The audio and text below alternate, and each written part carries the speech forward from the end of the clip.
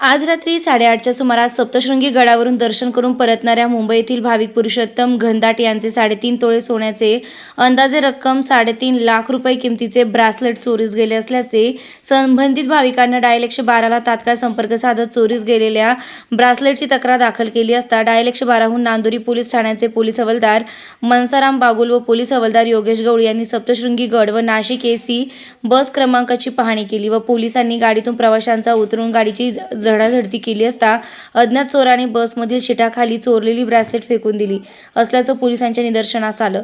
संबंधित घनदाट यांच्या ताब्यात ब्रासलेट दिला व सुटकेचा निश्वास सोडला। डायल 112मुळे ही चोरी उघडकीस आली, परंतु चोर सापडला नसल्याची खंत व्यक्त केली। यावेळी मुंबईकर घनदाट परिवाराने संबंधित पोलीस कर्मचाऱ्याचे व डायल 112च्या महिला पोलीस कर्मचारी माधुरी आव्हाड व मनसाराम बागुल व योगेश गवळी यांचे धन्यवाद मानत पुढील प्रवासास सुरुवात केली। रोखोक पोलीस टाइम्स न्यूजसाठी सुनील निकम, नाशिक।